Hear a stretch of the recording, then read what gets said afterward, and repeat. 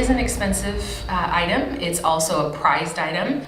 It's been fished since in the 1800s, and it's got a reputation for quality. It's blowing my mind. King crab, a delicacy loved for its succulent flavor and tender texture, comes with a hefty price tag that can leave even the most discerning seafood lovers wondering why it's so expensive. That's an expensive crab. It's so expensive. From the treacherous waters of the Bering Sea to the plates of high-end restaurants, Wow. Here we go, guys. Wow. the journey of king crab is marked by challenges and costs that are believed to have driven up its value, making it a luxury item for special occasions only. But that's not entirely true. This is why king crab is so expensive. For starters, won't you be surprised to know that king crab was Hopefully there's still some crab around and we make the right moves. once an unwanted invader. Back in the 1960s, somehow, red king crab was released into the Murmansk Fjord, or what you may know as Kola Bay, allowing the crabs to spread their limbs along the coast of Finnmark until Troms County. As for the residents of East Honningsvåg, they saw the creatures as business opportunities, and they took it seriously, although regulated by quotas. However, it was a different case for the west of the North Cape, which considered the king crabs an invasive species. Therefore, the Norwegian fisheries authorities intended to reduce the crab's presence west of the quota-regulated area and established a free fishing zone west of Honningsvåg. The relief skipper's strategy is simple. Use depth and empirical data from this season. In this zone, the crabs can be captured and brought onshore regardless of size. Now, here's the problem. The size is a problem for professional fishermen, as the crabs caught west of Honningsvåg are generally too small for buyers in the international market who want Norwegian king crabs weighing at least 1 to 2 kilograms. However, by 1980, the king crab business had become really big and had reached its peak. At the time, Alaskan fisheries were producing 200 million pounds of crab yearly, but somehow, by 1983, the total catch size had drastically reduced to less than 10% of the initial size. As the king crab became scarce, several theories became famous about the reason for this decline, including overfishing and increased fish predation. But it took a while to find out the biggest culprit in all of these.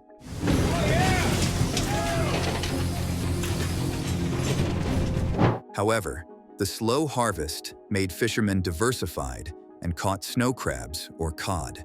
Since then, strict regulations have been enforced to responsibly manage the king crab's populations and allow them to rebound. Although the red and blue king crab populations stayed relatively low in almost all areas, it was different in Southeast Alaska since 1983, forcing many fishermen to concentrate on the golden king crab. In later years, king crabs became available again. However, the ones caught outside the US are currently on the list of seafood that sustainability-minded consumers should avoid, while king crabs caught in the United States are a good alternative. Knowingly or unknowingly, the influx of crab from Russian fisheries has created economic problems for US crabbers. And when there's smoke, there's barbecue. Oh, look at this. The amount of crab imported from Russia has significantly increased from around 21 million pounds in 2004 to over 56 million pounds in 2007. However, much of this foreign crab is illegally caught and sold to the US, which has led to a steady decline in price over the years. This happened as a result of the Russian scientists conducting a series of projects to introduce king crab into the Bering Sea in the 50s.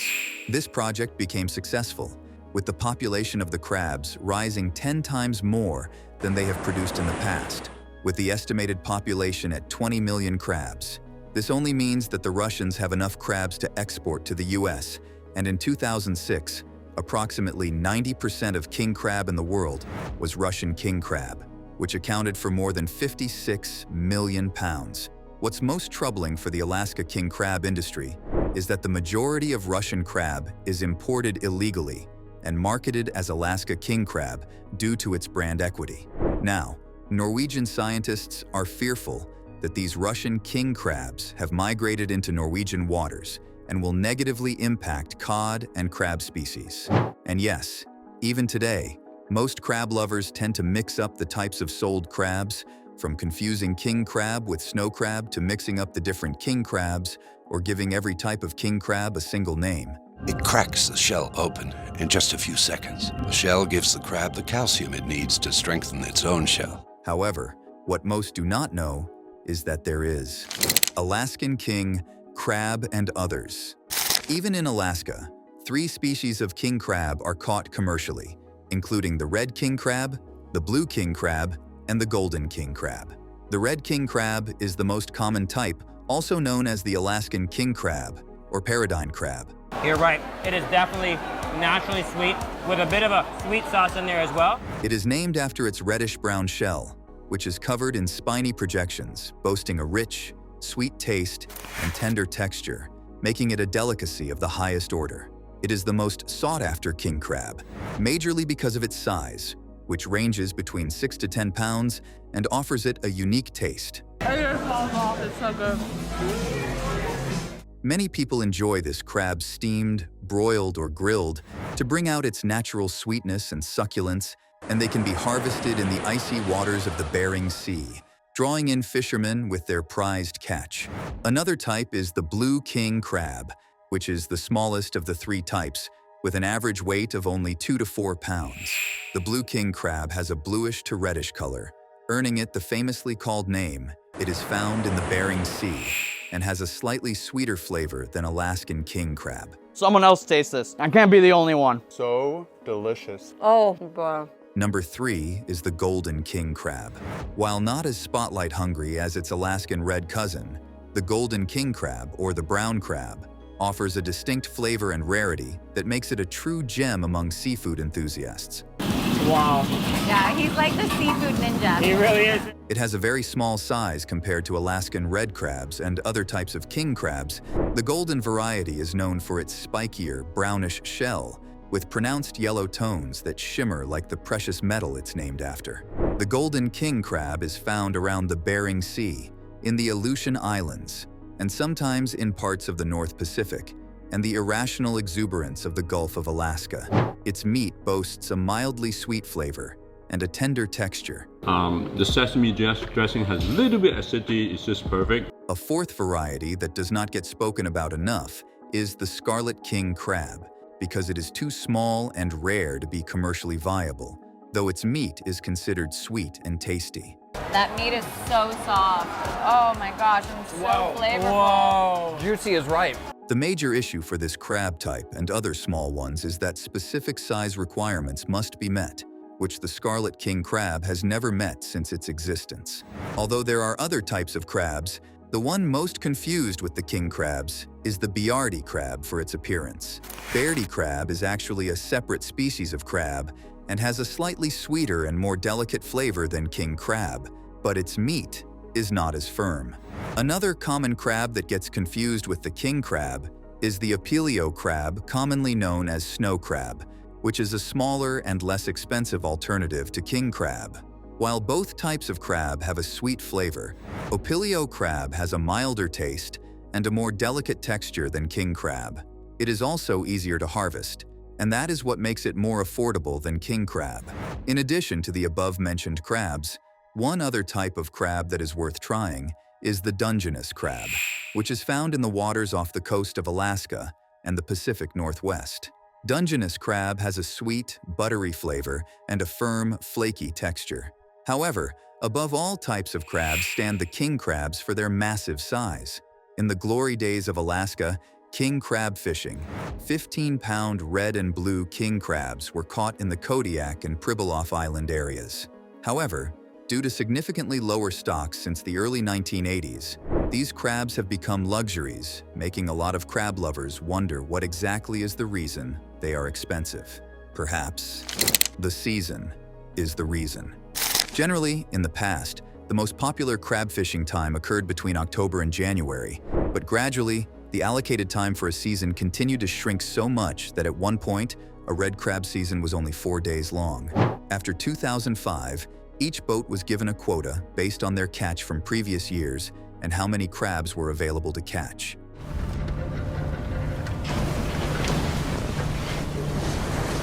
The the fleet went from 251 boats down to 89, and that number has since dropped, as many boat owners have found that leasing their quota is more profitable than spending money to ready a boat for fishing, and currently, the seasons last from 2 to 4 weeks. This was all due to a change known as rationalization in the Alaskan crab industry, which is a transition from a Derby-style season to a quota system. Under the old Derby style, a large number of crews competed with each other to catch crabs during a restrictive time window.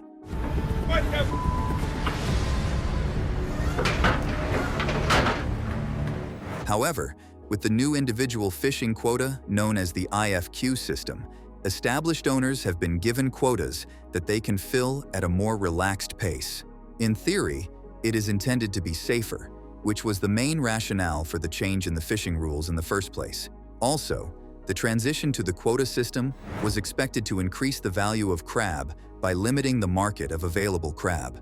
In reality, the rationalization process put many crews out of work, as the owners of many small boats found their assigned quotas too small to meet operating expenses, which was what shrank the fleet from over 250 boats to 89. Everybody okay? Dominated by larger boats with high quotas. A part of the rationalization feels like it is a help the system renders for the preservation of the crab species, because crab farmers most definitely want to farm their crabs without any form of restriction. If this is allowed, it can only mean that the crab species may go extinct at any time, leaving us to only the foreign and illegally sold crabs. The decline in the fleet of boats surely contributed to the scarcity of the king crabs, which in turn might have made the crabs expensive. However, some have pointed to a more serious cause, which is about the dangers of enjoying king crabs. While nothing poses a threat to your tongue or throat, getting king crabs from their natural habitats is one of the most dangerous things to do. Fishing crabs is not as easy as just hook and bait, but requires equipment and process, starting with a commercial fishing boat that stands between 12 to 75 meters in length. These boats are equipped with hydraulic systems to lift the catch and can withstand the freezing weather of the Bering Sea. However, one very important piece of equipment is a box-shaped trap called a pot, which consists of a steel frame covered with a nylon mesh. Each pot weighs about 600 to 800 pounds, and a ship may carry about 150 to 300 pots, which means a boat must be strong enough to carry these pots. In these pots, fish, usually herring or codfish, are placed inside as bait, and then the pot is sunk in a straight line to the sea floor where the king crabs reside. The process of dropping the pots in this manner is known as string, which is done for easier retrieval once the catch is made. The red and blue king crabs are found between the intertidal zone and a depth of 600 feet, while the golden king crab lives in depths between 600 to 2,400 feet. This explains why they are so scarce. Once the pot is dropped, the location is marked on the surface by a buoy, which also helps easy retrieval. The pits are then allowed to rest on the seafloor, typically 1 or 2 days for red and blue king crab, but for the golden king crab, it takes longer. After the crab is made, the pots are hauled back to the surface using a hydraulic winch with a pulley on the end called a block. After the pot is safely brought to the surface, the crew takes their time to sort out the catch. This is such good fishing. They're right here. They're right here. In case they find any crabs not meeting the regulations of size and sex, they are thrown back into the ocean to develop. While still alive, the crabs are stored in a holding tank until the boat reaches shore, where they are sold. At this point, the crew needs to be careful because if the weather becomes too cold, the live crabs may freeze and burst, and if they are left in the tank for too long, they can harm and possibly kill each other, as they can be cannibalistic. Another issue may arise from the rocking of the boat, which can cause damage to the crabs, so boards are inserted in the holds to prevent excessive side-to-side movement. As annoying and frustrating as the death of a single crab is, it's even worse for other crabs in captivity. If a crab dies in the hold for any reason, it releases toxins that can kill other crabs, which means if a dead crab is not immediately removed from the entire tank, it can ruin all of the hard work. Even if the boat does not kill the crabs, they have a relatively short shelf life and need to be cooked soon after. For example, blue crabs live for only 24 hours provided they are properly stored in a damp, cold area. For seafood restaurants close to the water, they likely use fresh crabs, which only last for about 2 days before going bad. Before that happens, workers will then have to remove the meat from the crab shells, which is a tedious process that must be done by hand and incurs labor costs. However, places off the coast will have to deal with more costs as they pay for extra shipping and storage expenses since they don't have easy access to bodies of water. This means restaurants incur additional costs because the crabs will potentially be shipped long distances and need to be packed correctly to stay fresh. If you think getting these crabs costs too much already, you definitely don't know that they literally cost an arm and a leg. This is not about the amount you spend to treat yourself to a delicious platter of king crab, but the dangers involved for fishermen. It would shock you to realize that according to statistics, Alaskan crab fishing remains the most dangerous job in the United States. The fishermen are susceptible to crippling injuries caused by working with heavy machinery and gear, taking their arms or legs completely. But that's not even the scary part of the whole business. 4 or 5 days. 10 days even. Offload time. Back in 2006, the Bureau of Labor Statistics ranked commercial fishing as the occupation with the highest fatality rate, almost 75% higher than the rate for pilots, flight engineers, and loggers, which are the next most hazardous occupations. Looking at what they do in videos, it may seem as though they are the easiest things to do in the world, but the truth remains that Alaskan crab fishing is specifically even more dangerous. Keep watching it. Watch out. Watch out. Watch out.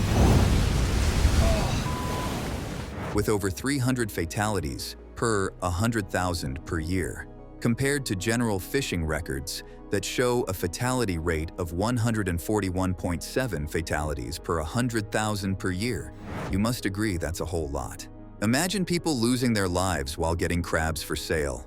Reports have shown that more than 80% of these deaths are caused by either drowning or hypothermia. It hurts when I pull back. Hey, let's get a look at this thing. The latter being that the crabs choose to reside in the coldest of places. With all said, the cost of getting king crabs can directly affect the cost. But that's not all. There's more. But before we go in, let's talk about our subscribers pick.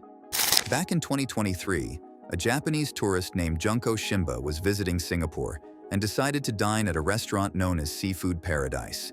On getting there, she didn't know what to order, so she asked a waitress who suggested a chili crab dish. Unknown to her, the chili crab dish would be prepared with Alaskan king crab and not the usual mud crabs. By the time she was done with her meal and requested her bill, she was given a $1,000 bill. Immediately, Junko became outraged and felt cheated, claiming that it was too expensive and that she was not properly informed. She was so annoyed that she took the matter up with the police. After the officers investigated the case, it was discovered that the crab dish she ordered was $680, while other things she ordered took the remaining bill.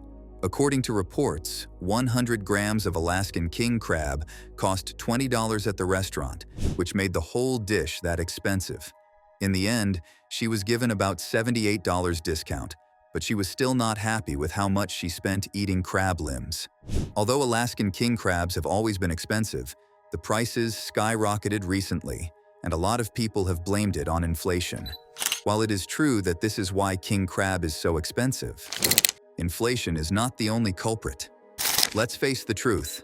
Unless you harvest it yourself, crab meat is a pricey delicacy.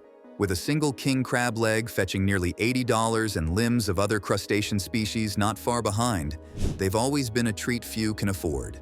But recently, prices have hiked up another notch due to concurrent population crashes of multiple species in the Bering Sea. The collapses have left entire crab fishing fleets moored to shore and processors scrambling to find new seafood sources. One such collapse that has shaken the crab industry is the widely reported disappearance of 11 billion snow crabs in the Bering Sea in 2021. The Bering Sea snow crab season was canceled this year after billions of crabs disappeared. At the time, the crash was initially thought to be due to overfishing. However, new research reveals that scientists may have misinterpreted the initial data. To understand why, it's necessary to look back at the years leading up to the crash.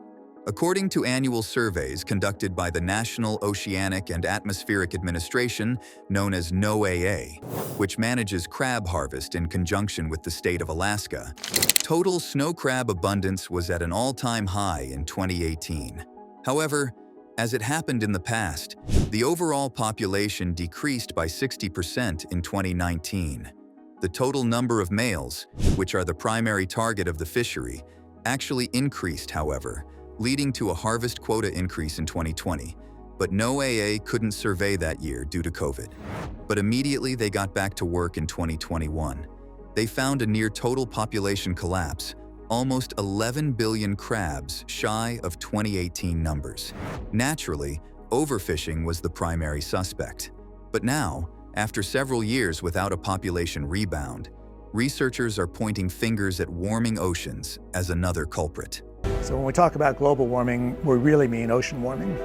According to reports, the Bering Sea experienced thermal heat waves in 2016, 2018, and 2019, similar to the blob discovered in the Gulf of Alaska, but a little further north. After further investigation, it was revealed that marine heat waves are caused by a combination of unusually warm weather patterns, in conjunction with water currents and wind. Their dynamics are similar to atmospheric heat waves, which is equivalent to a week of 100-degree weather in Colorado, with one key difference: water holds heat much longer than air. This means once the hot weather dissipates, the water stays warm for weeks or months afterward. Normally, it takes several years to see population and ecosystem shifts after significant environmental events, which means for the Bering Sea to start showing this effect, the heat waves must have been going on for a while. Warmer water is also said to increase the metabolic demands of organisms, meaning there will be more competition for a limited amount of food. Crazy enough, but that's not all. Warm water also has a physically detrimental effect on juvenile crab development. In the Bering Sea, immature snow crabs concentrate in colder, shallow waters, and research suggests that 2 degrees Celsius is the critical water temperature threshold for the development of immature snow crabs. Within 2017 and 2020, warmer conditions kept temperatures hovering around that threshold, leading to low juvenile snow crab survival. All of that, in conjunction with heavy fishing pressure in 2020, eventually became a perfect storm for a population collapse. Looking at the bigger picture, these crabs may never reach their former abundance in the Bering Sea. That must be shocking news, but the real shocker is that they are not crabs. If you've ever enjoyed king crabs in any way, and you thought you were eating a crab, it turns out you've eaten an imposter. You probably must be looking at the king crab on your screen right now and wondering what it should be, if not a crab, right? Well, examining the species' evolutionary history without diving too deep into phylogenetic trees, it seems that the last common ancestor that king crabs shared with true crabs was about 250 million years ago, and they have since evolved into different taxonomic groups. Within the classification group Reptantia, which includes lobsters, crabs both real or fake, and some shrimp, there are several subdivisions, including the infraorder Anomura, which are the imposters, and Brachyura, which are the real crabs. Although at first glance the variations between the two classifications might not be apparent, there are a few differences to watch out for that can help determine whether or not a crab is an imposter. Whenever you see a crustacean with 4 pairs of legs, you have just seen a real crab that belongs to the group Brachyura, but the ones with 3 pairs of legs are the false ones. Also, true crabs have antennae between their eyes, whereas false crabs have antennae elsewhere. That's not all. You may also want to look at the lid covering its head and upper body, which is known as the carapace, and determine if it is broad, flat, and wider than it is long. If it ticks those boxes, then you have a real crab. Finally, True crabs will completely tuck their tails under them, while you can usually spot the end of a false crab's tail. But before you think the king crab is the only imposter, know that horseshoe crabs, porcelain crabs, and hermit crabs are all considered false crabs. One question, though, is why these animals replicate the appearance of their better-known aquatic counterparts. For this, we will need a quick recap on convergent evolution. If you took biology lessons, they are usually focused on the concept of divergent evolution, which is when different species branch out from a common ancestor, each developing separate traits that make them more and more different than one another. Like how Darwin's finches shared a common ancestor, but each adapted to its isolated environment in the Galapagos Islands with different shaped beaks. Alternatively, convergent evolution is when distinct species independently develop similar forms or traits, but not as a result of a common ancestor. A good example is birds and bats. Both of these types of animals have wings and the ability to fly. But rather than deriving this from a shared relative, they individually evolved these skills as a solution to a problem, mainly avoiding land predators. The same goes for the fake crabs. The crustaceans in the Anomura classification separately evolved traits that make them look like crabs because they were faced with the same environmental challenges that created adaptive pressure. For example, evolving a flatter, more crab-like body shape can lower the sea creature's center of gravity, allowing it to escape predators faster. Although king crabs are just crab lookalikes, it still doesn't change how good they taste when you pair them with a sparkling wine. Thank you for watching. See you in the next video.